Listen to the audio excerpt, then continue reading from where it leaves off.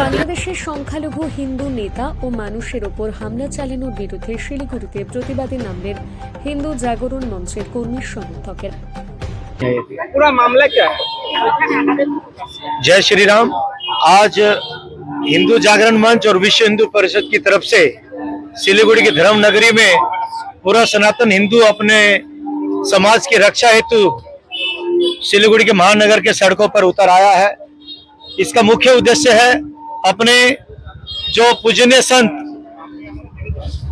चिन्मय कृष्णदास जी ISKCON के प्रमुख बांग्लादेश के अपने हिंदुओं की रक्षा हेतु हिंदू समाज को एकजुट करने हेतु जो आवाज बुलंद कर रहे थे, कट्टरपंथी समर्थित मोहम्मद यूनुस की सरकार उनको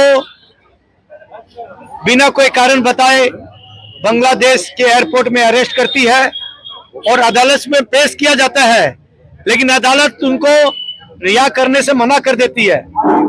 तो ऐसा क्यों है कि विश्व भर में जहां भी हिंदू अल्पसंख्यक है, भला वो कनाडा हो या बांग्लादेश हो, पाकिस्तान हो, हम हिंदू भाइयों पर, उनकी आस्था पर, उनकी धन संपत्ति पर, उनके घर के माँ बहनों पर दुराचार, अत्याचार और आघात किया जाता है।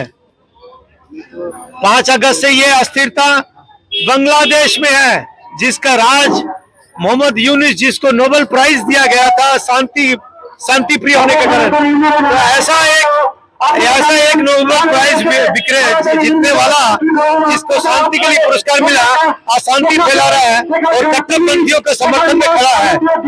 हम भारत सरकार और बांग्लादेश की सरकार से हिंदुओं पर अति विलंब अत्याचार के करने वालों को अरेस्ट करे, उन पर कार्रवाई करे और ये रोक लगाई जाए और इस्कॉन मंदिर के साधु संतों को बिना कोई शर्त रिहा किया जाए।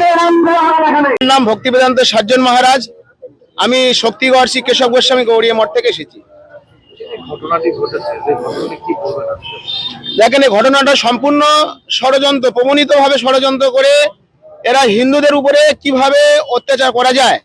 শুধু হিন্দু নয়, অন্যান্য মঠ, মিশন, আশ্রম, সেখানে সাধু সন্ন্যাসীদের উপরে অত্যাচার। আপনারা জানেন, গত কয়েক মাস আগে আমাদের পঞ্চগড় বলে একটি জায়গা ছিল, এক মহারাজ ওখানে আহ্নিক করছিলেন, তার গলা কেটে নিয়ে চলে যায়। এটাও আপনাদের খবরের মধ্যে আসে নাই, কিন্তু আমাদের কাছে সে খবর আছে, ভিডিও আছে।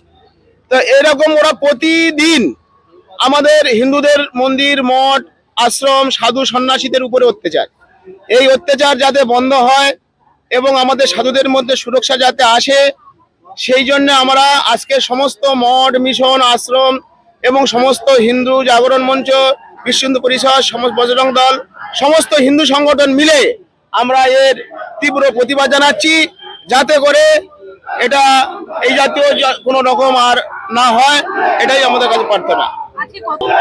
এখানে আমরা ভাষা দিয়ে বলবো কি, প্রত্যেকটা হিন্দু যদি হয়ে থাকে তাদেরকে আসা উচিত, কারণ এই বাংলাদেশ যদি নিয়ে আমরা শিক্ষা না নিই, তাহলে একদিন আমাদের এই দেশও ছাড়তে হতে পারে। এই জন্য সবাই আসুন, সবাই এর সামিল হন, এর প্রতিবাদ করুন।